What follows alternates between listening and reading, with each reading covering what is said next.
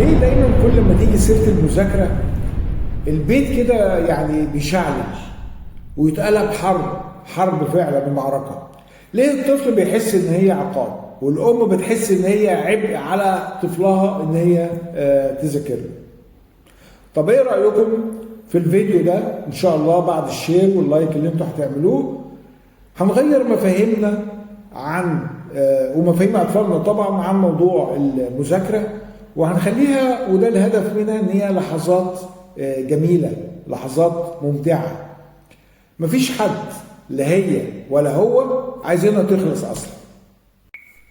يلا بينا احنا وكل اصحابنا وحبايبنا نشوف مع بعض سبع نصايح بسيطه جدا هتخلي المذاكره متعه مش عقاب. يلا بينا. اول نصيحه: افصلي المذاكره عن العقاب. يعني ايه افصل المذاكره عن العقاب؟ طفلك غلط، اي طفل بيغلط طبيعي، اتخانق مع اخته، تشكلوا مع بعض، بيلعب بكوره مثلا، رمى حاجه وكده، طبعا ما انت سايب مذاكرتك ورايح تعاند في اختك ورايح تعاند في اخوك، اتفضل على اوضتك خش ذاكر يلا. خلاص انت اديتيله ايحاء دلوقتي ان المذاكره انت زعلانه منه فخليتيه ايه؟ يذاكر. ربطت موضوع المذاكره بان هي موضوع ايه؟ موضوع عقاب. امال اتصرف ازاي؟ بهدوء وبكياسه وبرباطه جأش كده خفيفه جدا هنحل المشكله. اتخانق مع اخته هنحل فضوا الاشتباك الاول ما بينهم هما الاثنين، وبعد كده لو في مشكله معينه بحلها. خلاص خلصنا المشكله وحليناها، يلا بقى يا حبيبي بابتسامه كده لطيفه كلها حب وكلها حنان، يلا بينا يا حبيبي بقى نخش ايه؟ نذاكر عشان تبقى احسن واحد في الدنيا دي كلها وتبقى اشطر من فلان واشطر من فلان واشطر من فلان.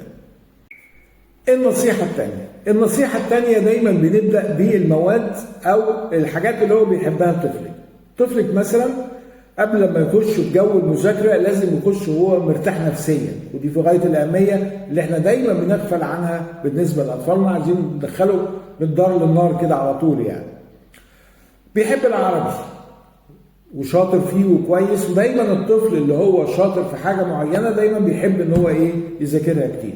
بس انا يا دكتور عايز ابدا معاه بالماس، او مش مهم انت تبداي بايه، المهم يبدا هو بالحاجه اللي هو بيحبها. بدانا الاول بالعربي اللي هو بيحبه، خلاص 10 دقايق ربع ساعه ولاقياه كويس جدا، انت برافو عليك، انت شاطر، انت هايل، انت اشطر واحد في الدنيا في اللغه العربيه.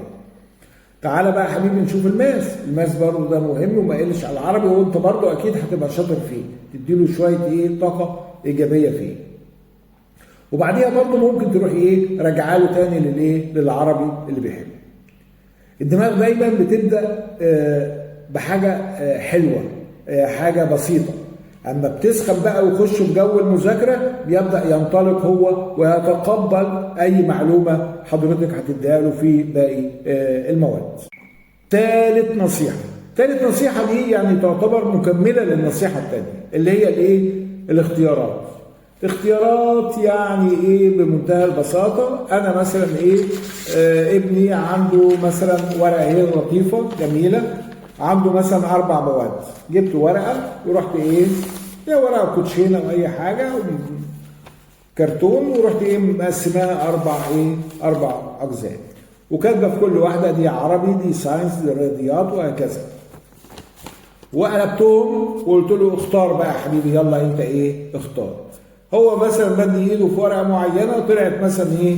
العربي، مع ان هو بيحب الماس مثلا ولا حاجه، خلاص ده اختياره.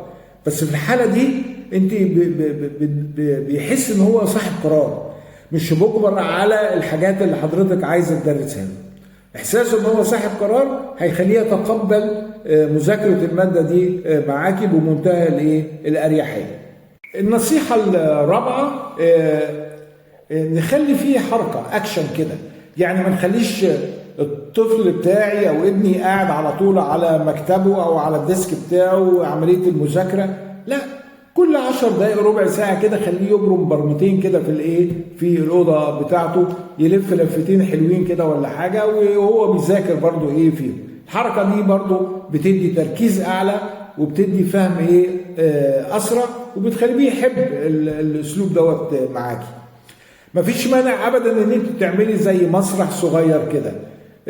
بص بقى يا حبيبي، انت دلوقتي المدرس او المس او المستر او كده، سواء كان بنت او ولد يعني، انت هتشرح لي بقى اللي انت ايه فهمته، انا بقى قاعد اهو عمال اسمع منك اللي انت ايه اللي انت فهمته. خليه يقوم بقى بدور المدرس او المدرسه مثلا ولا حاجه، هتلاقي الموضوع ماشي معاه بمنتهى الارتياحيه ومبسوط جدا من الطريقه دي.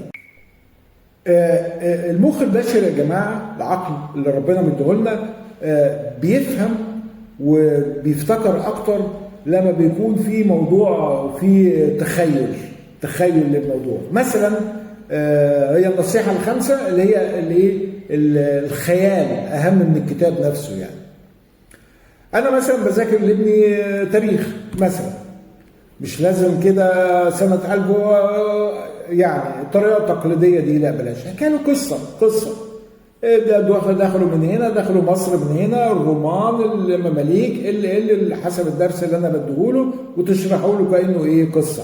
حضرتك اقريه الاول، استوعبيه وحاولي تمثله له، وبعد كده خليه هو فعلا ايه يمثله.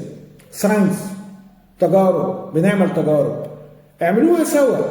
لو الخامات مش موجوده اللي هي هعمل بيها التجربه مثلا دي العمليه، نتخيل الخامات، قولوا له تخيل ده انما بيكربونات الصوديوم، ده كلوريد الصوديوم، ده كذا. التخيلات دي بتخلي افق الطفل واسع جدا، وبيحب اللي يحب الماده ذات نفسها. وهكذا في كل المواد كده الطفل هيتعلم معاكي وهو مستمتع.